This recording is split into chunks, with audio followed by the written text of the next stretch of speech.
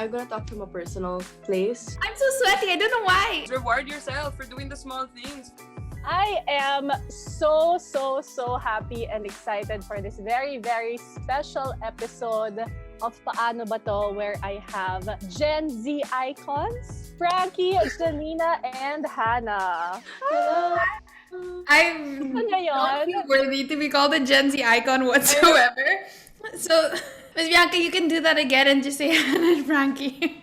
No, I am calling it. I mean, it's not something you called yourself. It's just that you three are definitely three women that people in your generation look up to, and even people in my generation look up to, even if I'm older than you. So thank you, Frankie, Janina, and Hannah for your time. Pleasure. Thank you for having us. So I gathered three questions, and these are questions from, I guess, women around your age as well. And so that everyone will have a chance to answer first, I'll ask you three to pick a number, 1, 2, and 3. And so we'll go around in that order. Okay, I can answer question 1. Okay, Hannah gets 1, Frankie gets 2, and Janina gets 3. Oh, no, not 3. We can switch if you want. Do you want to switch? Oh, that's love. That's okay. No, okay, I'll take 3. You can get 1. Oh, wow. You really love me. Go ahead, I can take 3. I love it. They're so giving. They love each other so much. Women who support each other and allow each other to shine. So the order will be Janina, then Frankie, then Hannah. Okay, first question is from Erica. She asks, paano i-motivate yung sarili knowing na ang daming nangyayari sa bansa natin? She studies. So it's more of like motivation to study and go on and focus knowing na ang daming ibang nangyayari. So yeah, Janina, go ahead. I think I could start with, in a world where there's so much you cannot control, it's so much easier to focus on what you can control. And so I completely relate to Erica because I'm a student now, and with singing and acting and YouTubing and all of these things, it's kind of overwhelming. Plus, I learned about this thing called doom scrolling. Have you ever heard of doom scrolling? It's like when you just forever scrolling on social media and it's just an imminent feeling of doom surrounding you because you keep scrolling. And I think, it's first assess your emotions, and I think and realize that it's completely normal to be feeling overwhelmed. Like, it's fine. You're doing okay.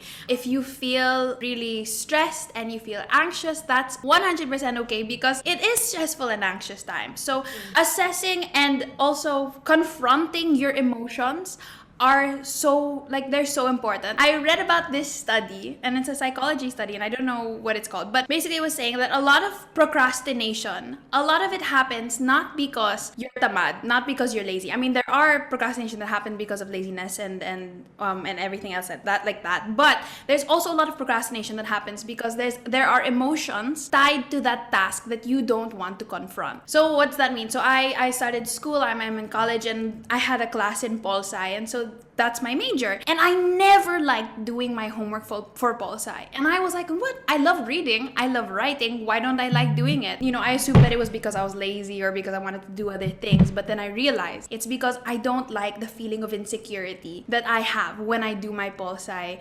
assignments. Because when I read the book, I'm like, why can't I understand this the way that everybody does? Or I feel, oh my gosh, I can't do this the way that my classmates are completely, just flying past. And so I realized that I had to confront that emotion of insecurity first before I would be able to accomplish any task. And so that's why I feel like, confronting your emotions is so important. But in terms of motivation, it's always gonna go back to your why, and I think that's very cliche to say. But understanding why you're doing what you're doing and holding on to that, no matter what the world tells you, no matter what's happening in the world, holding on to that goal that preferably is also bigger than yourself. Because if you're doing things just for you, maubos ka talaga. Like, you'll really run out of steam that way. But if you have a purpose that goes beyond you, beyond your household, beyond yourself, then you'll have more to live for. And there's more worth fighting for. Fighting for, determination and drivenness and even just perseverance. All of those will come when you think about why you're doing what you're doing or who you're doing what you're doing for. Yeah, definitely. Parang ang beauty pageant, the realize. I'm so sweaty. I don't know why. It's cold naman eh.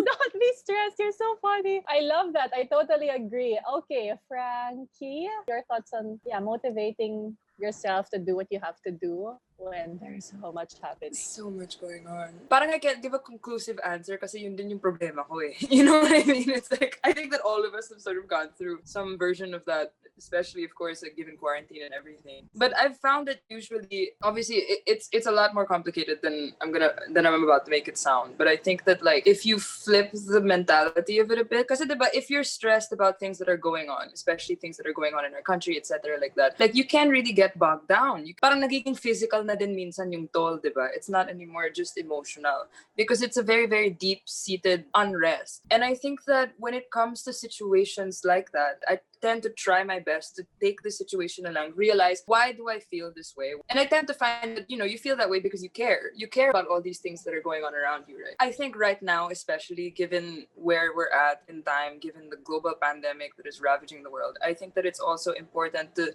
realize that your number one priority should be taking care of yourself. It's just survival, diba? And so, even though we can be, especially now nga that we're all sort of isolating and we're not really going out as much, obviously, hopefully nobody's going out as much as they used to, etc.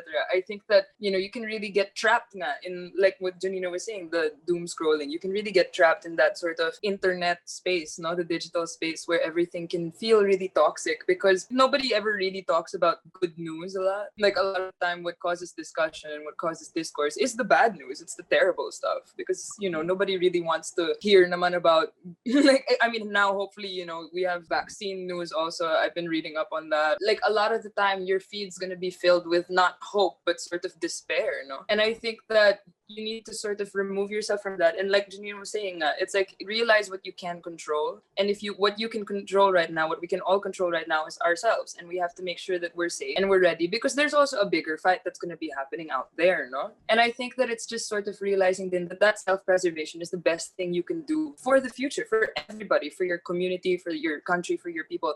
It's like you're needed.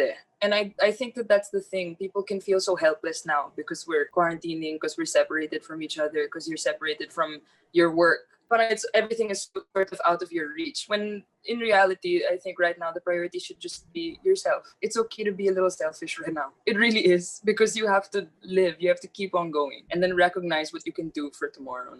Love that. Totally agree. Yes, school. I think I wanted to add to what Frankie was saying about, taking care of yourself because that is the only thing that you can control and kind of to put it into practical sense, no? So para whoever's listening was like, wow, those sound really nice, but what can I actually do? And I'm like, honestly, take a shower in the morning. Honestly, don't wake up after 12. Eat right. All of these things kasi you can control and all of these things are good for you. And because online and the news takes a physical toll, then we'll control that as well. Like, we'll control how much it will affect me by doing as much as I can to take care of myself physically. And that's why holistic health is such a thing that I've been fighting for. Fighting for, it's physical health, so it's what you eat, if you work out or not, and there's spiritual health, obviously, reading the Bible and praying, and then there's emotional health, it's being able to talk to the right people, it's being able to confront your emotions, and there's mental health also, it's like what you're taking in, what you allow yourself to, to feel or to think, and so all of these things you have to take into account because it's gonna be really hard to be motivated if your whole system of motivation is not even capable of being motivated. So holistic health is something that you can control. I love that reminder of taking a bath in the morning. Kahit nga man lang brush your teeth, diba? Sometimes Exactly. you feel really sad. Like if do the small things, reward yourself for doing the small things. Feel good that you washed your face in the morning, naghilamos ka. Yes, congratulations. Congratulations, naghilamos ka. I totally agree. When you wake up, hilamos, toothbrush, and of course, take a bath in the morning. And sa gabi, yung kahit 2-step skincare for yourself, di ba? Ang laking bagay na nagagawa nun. So I totally agree that yun yung practical application of taking care of yourself. Hannah, what would you like to add? I'm gonna talk from a personal place. I personally think that when I'm the most demotivated and discouraged from what's happening both in my life and the life of others, that's usually when I lack perspective. And there are two things that I wanted to say. The first thing is perspective in terms of time. A lot of the times we feel sad or demotivated because we are overthinking about what the future might look like. And the reality is that the future, no matter how far it is or how near it is, the future is something that we cannot control. But what we can control is the way that we act in the now. And so what I personally try to do is I try to shift my focus from, oh my God, we could potentially get COVID, or the government, what is going to happen with them? Like, shift the focus from the future to like the present moment. Because if right now at the present moment, I'm doing everything that I possibly can to, avoid the virus, to support the people that need to be supported, and to, just look after myself, then there's no reason to be worried. And then the second thing that I wanted to say is shift the perspective from community to, like you guys mentioned, the self. Because, I don't think we need to be knowing what's happening in all of the parts of the world. What's happening right outside our door is what we should be worrying about more, or what's inside our house, because that's where it begins. It begins in the home, it begins in my heart. And if that is being taken care of and this specific moment, then I think that the worry will just naturally float away, because you have, again, that understanding of control. I love that. I'm already learning so much, and we are only in question number 1. Super love all of that. Kahit like you're talking to me, ha? Just address it to me na lang. All the questions feel like subtle personal Attacks? attacks. Sorry.